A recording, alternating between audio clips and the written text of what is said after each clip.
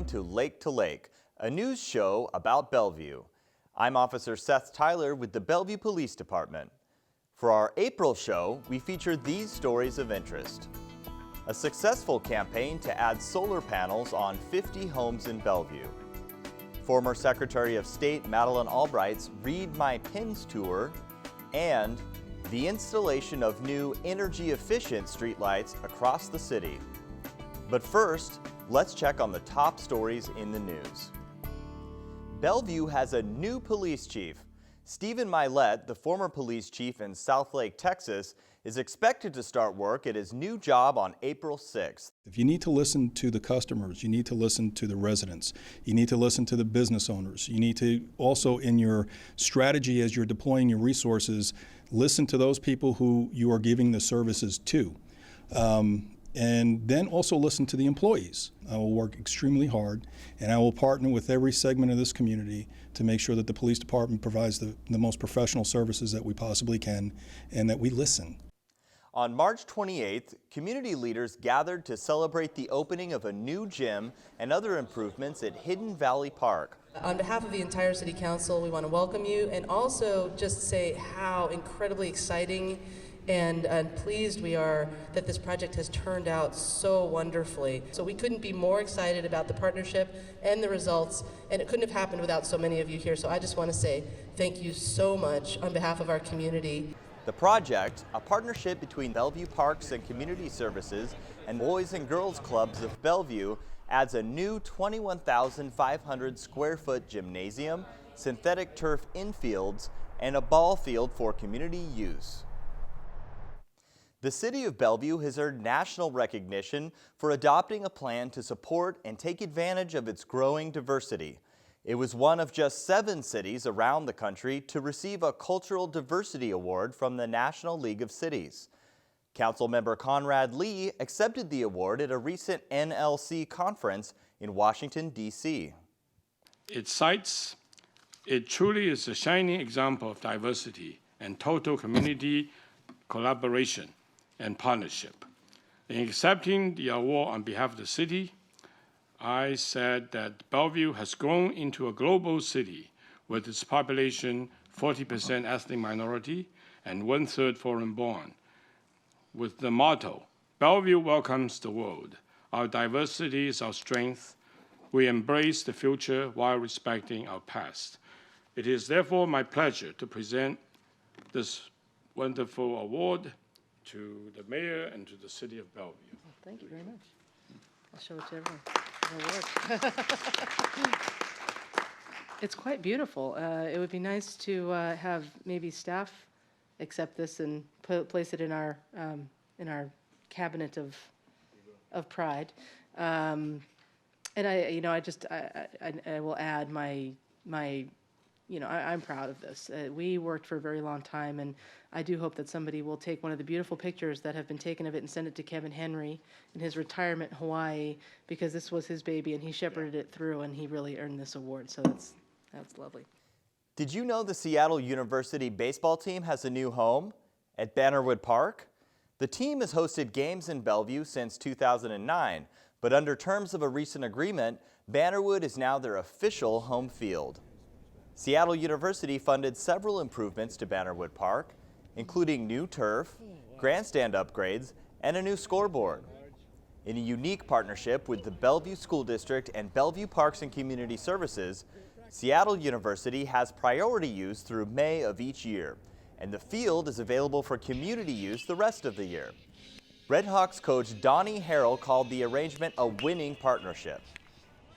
Our relationship with the city of Bellevue has been fantastic. 6 years ago we were looking for a field for Division I baseball, and we looked in Seattle and there wasn't anything available, and Bannerwood Park was sitting right here, right across the bridge from us, and we introduced ourselves to Glenn Coase and the city of Bellevue and created this partnership, and Bannerwood's been our true home, and it's just been a fantastic relationship. Going from a dirt field to a turf field really is just, it changes the game. Since we don't have to worry about the weather anymore, now we can just focus on playing baseball. The beauty of the turf allows us to bring a lot of teams to the city, and obviously that doesn't only benefit us from a scheduling standpoint, but it benefits the whole city of Bellevue. A schedule of upcoming games is available online. In mid-March, about 400 people attended a grand opening for the new Bellevue Youth Theatre. The day featured a ribbon cutting, special musical performances, and tours of the 12,000 square foot space. Lake to Lake spoke with theater director James McLean and architect Bob Becker about the project. 3, 2, It all starts with the theater, that's what it's all about, and so the theater is sort of the center of gravity for this project, and all the other spaces are subservient to it. And this seemed to be the best site, took away no trees, and we were able to seamlessly integrate it into the Crossroads Park and create environmental sculpture that was environmentally green. So we gave them a theater, and hopefully this will bring joy to the community and get a lot of use. There's a reason that we're one of the 100 best communities to raise children in the United States, and this is one of the reasons. I think that for me, it's just the fact that we let everybody who auditions gets a part, and it's a challenging part of what we do, the ability to write for that, and when you see it work, it makes you feel so good. It makes you feel that you're really making a difference in the community.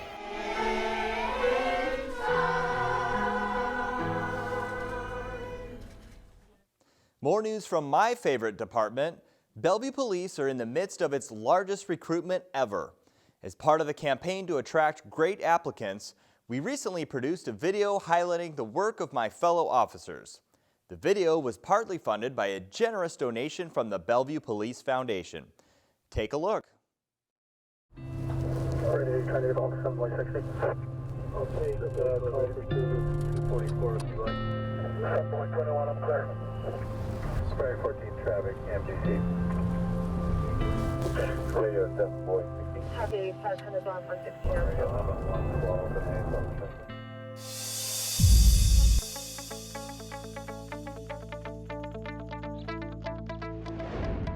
I've been working for Bellevue this is my 8th year, and I got started in 2007, formerly from Honolulu, Oahu, and my favorite part of this job is building relationships in the community. That's one of the prongs on our patrol mission, and the patrol mission has 3 prongs. The first prong is to reduce crime through investigating cases, making arrests if we need to.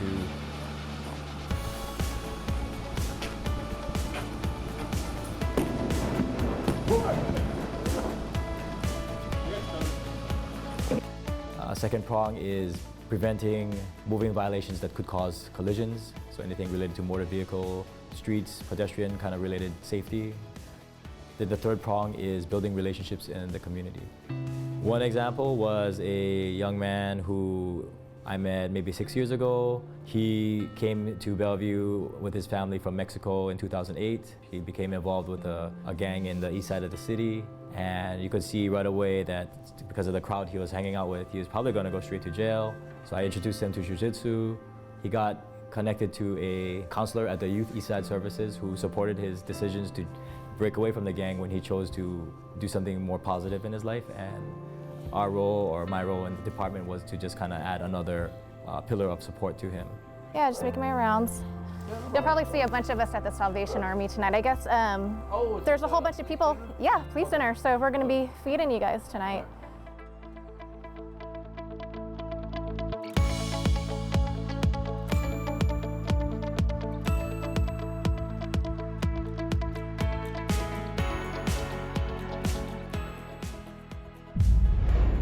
So my favorite part of the job will probably be just dealing with different people, different situations. I mean, every day is different. On my average day, it's basically making the rounds. My basic routines is just going to those different places where people have wanted more attention, and if I get calls, that will break me away from my routine and I'll go and handle that. But it's just basically whatever the problem is at the time in my area, I'll make my rounds and make my presence known. So we're really grateful for the Bellevue Police Foundation because they facilitate getting donations to help us from businesses or organizations within the community, or just individual citizens who support the police, which we're very grateful for. Those donations end up directly helping us, whether it's with purchasing technology, iPhones, iPads, a K9, other pieces of equipment that we might otherwise not have. It's a tremendous help for us. The police department helps instill a feeling of safety. You're out there, you're dealing with people, you're dealing with different types of personalities, you're dealing with people in crisis. A huge part of our job is to protect the community, is to protect the people that are here in Bellevue. Building the relationship is probably, I'd say it's the most important thing, because if you don't have that part or that component, it's harder to do everything else. It's harder to investigate crimes, it's harder to solve crimes, and sometimes I just tell people that I do this because it's the closest job to being Batman.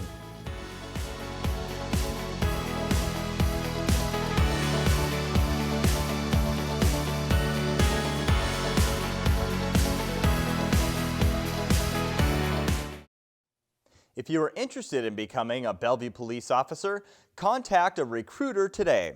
It's interesting and rewarding work. The City of Bellevue and Puget Sound Energy are teaming up to replace more than 4,200 high-pressure sodium streetlights with energy-efficient LED lights. A video produced by PSC tells how and why the change is taking place. In neighborhoods around Bellevue, the switch is on. This is a very big deal. We've been working towards this for a few years now. PSC and the City of Bellevue are working together to upgrade thousands of streetlights. Disappearing are the old high-pressure sodium lights we're so used to. By the look of this one, I would guess, because of the style and what it's made of, at least 10 years. They're being replaced by new, more energy-efficient LED technology that can illuminate a stretch of roadway with about 52 watts instead of 100. Simple change, big difference. Lighting pattern spreads out. You get a wider light. It just improves all the natural settings, and you see colors differently with the white lights. More than 4,200 streetlights will be upgraded into next year, starting with this neighborhood near the Microsoft campus. We want to save energy, give the customer a better lighting pattern, distributes light more efficiently and effectively.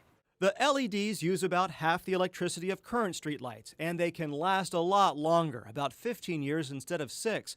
In addition to saving money by using less power, there are significant environmental benefits the city is excited about. With the energy efficiency, we know we're reducing our greenhouse emissions, and that, for us, having an actual environmental stewardship initiative at the city, which we've had for a number of years, is definitely in the direction of supporting that plan. PSC is contributing energy efficiency rebates of nearly $250,000 to the city for street light improvements. Bellevue estimates as more and more of these old lights are hauled away, it'll save more than $170,000 every year in electricity costs with the LEDs. For PSC TV, I'm Ray Lane.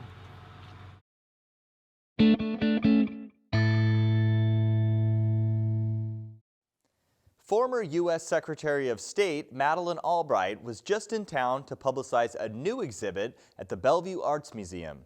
The show, called Read My Pins, features a collection of pins Albright wore to make diplomatic points. One of her appearances was at City Hall, where she talked about her jewelry and its role in international diplomacy. This is how it all began. So let me say, I clearly like jewelry. And when I arrived at the United Nations in February 1993, it was after the Gulf War. And the ceasefire had been translated into a series of sanctions resolutions. And they kept coming up seriatim every few weeks for renewal and for votes. And I was what's known as an instructed ambassador. And I was told that my duty was to make sure that those sanctions resolutions stayed on. So I kept saying perfectly terrible things about Saddam Hussein, which he deserved. He'd invaded Kuwait. So after a while, there was a poem that appeared in the papers in Baghdad, comparing me to many things, but among them, an unparalleled serpent. And I had a snake pin. So I decided whenever we were talking about Iraq, I would wear the snake pin.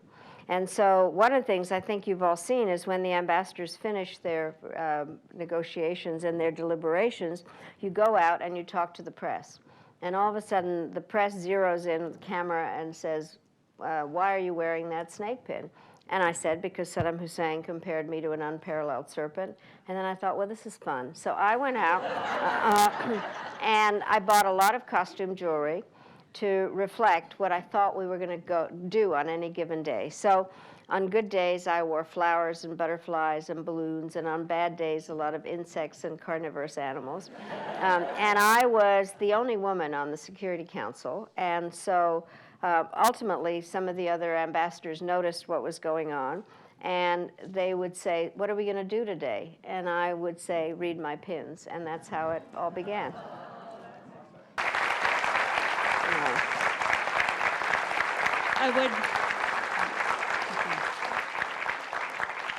On behalf of all of us, Secretary Albright, thank you very much for sharing your thoughts and perspectives. We appreciate it. Thank you very much.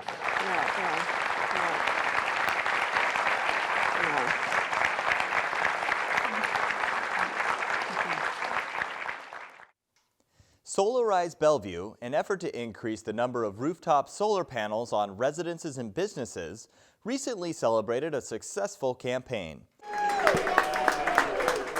The event took place at the Boys and Girls Clubs of Bellevue Teen Center, which benefited from the effort with a donated rooftop system valued at more than $16,000. I learned about Solarize Bellevue through a local newspaper, and I went and attended one of their workshops and discovered that through their bulk buying program, they were able to offer me a substantial discount. I think it was up to 15%. Well, the Solarize Bellevue program just has a lot of great people associated with it. I was really impressed by them, and they made it easy to participate in the bulk buying program that they have. And I also felt very good about the fact that we were doing it as a neighborhood together, and really appreciated the environmental efforts involved with this program. Now, have a look at some upcoming events. On April 4th, the Bellevue Zip Tour will reopen to the public. This fun attraction first opened last year and has already become a Bellevue favorite. The course offers spectacular views of the downtown Bellevue skyline and North Cascades and is open to ages 9 and up. The cost is $47 for youth and $74 for adults. The Zip Tour takes approximately 2 to 2.5 hours to complete. For more information, visit BellevueZipTour.com or call 425-452-4240. April 17th through the 26th, see Rapunzel at the Bellevue Youth Theatre's new home in Crossroads Park. This adaptation of the timeless tale is full of surprises and laughs. Tickets are $10 to $12 and sell out quickly. The show is appropriate for all ages.